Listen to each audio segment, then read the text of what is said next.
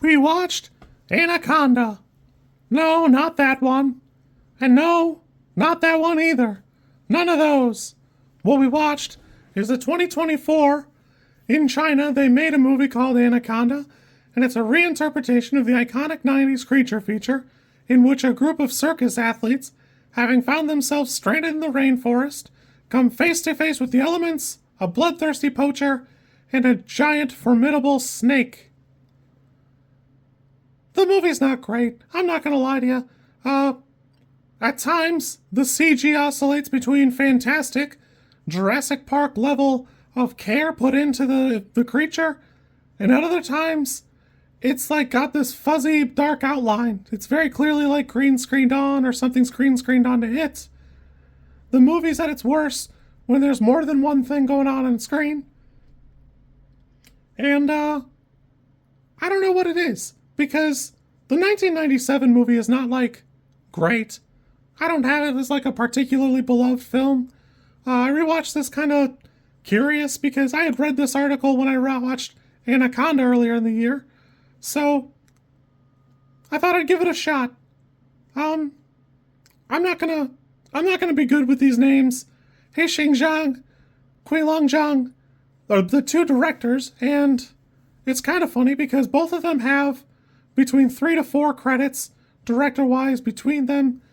Like, a couple of them are, like, together on projects, and both of them seem to be creature features. I don't know if they're just, like, small productions, or they weren't that big of a deal, or maybe IMDb is just not that popular in China. Could kind of go either way for me, but the answer is I think they're just budding directors. There's just a lot of cuts.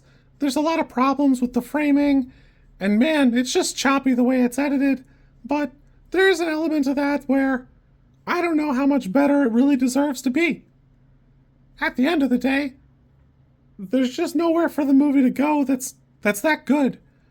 It does lack all of the pieces that make the 97 Anaconda movie very, like, attractive, because, admittedly, I don't care for John Voight, and Terence Yin does play a pretty good version of that character. He seems evil right from the outset, but the rest of the cast lacks the Jennifer Lopez, Ice Cube, Owen Wilson, and Eric Stoltz elements that made the original movie pretty interesting and fun. I don't know. Again, it's a little hokey, and it takes a little while to find its feet, and by the time it does, you're kind of over it. As far as pros go, sometimes it does look pretty good. Sometimes the energy's right there, and there's elements of, oh man, you better be careful, like all the parasites and stuff. But overall, it just doesn't have any, like, charm. The thing that makes up for a lot of the 1997 movie is it's got a lot of charm, and it's got a lot of, like, oh, hey, look at that. It's just like cute little moments. For something that's trying so hard to be the Jaws of snake movies, it's just not that good. And there is an element to this that they're just not Steven Spielberg. So it's hard to really fault them too much, because Anaconda could only ever be so good. It was never going to stand that high above the other things, but it probably could have been better than this. There's two things that really, for me, could have set this movie apart, and both of them are right there off the rip. One, it's a rainforest movie, but you may recall, even the original had like a cool set piece, that weird-ass warehouse where they have the final confrontation, you know, the, like, weird riverboat house warehouse thing, and the charm of the characters slowly coming to terms with, this man with us is a killer, and we gotta do something about it, or things are not gonna go good for us. So, the elements here are, you're in the rainforest, so you gotta find some good set piece. You can't just be in the woods all the time, and if your characters are gonna be circus performers, have them do circus performer stuff.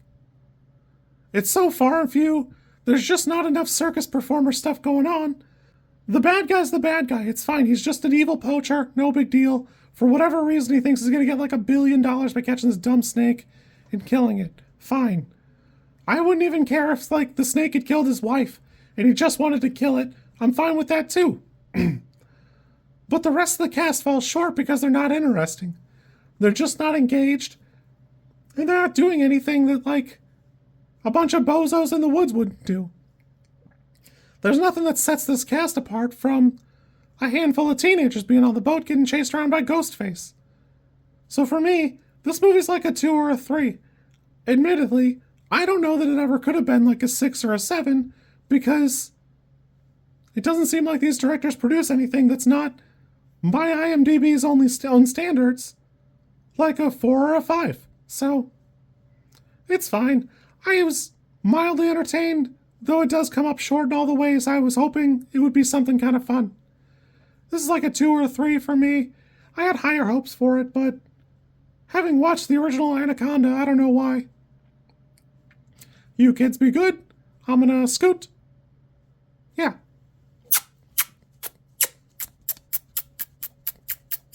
If you like this content, I'm supposed to ask you to like, comment, and subscribe. I think like is here, and comment is probably down there, and subscribe over there somewhere too. I think.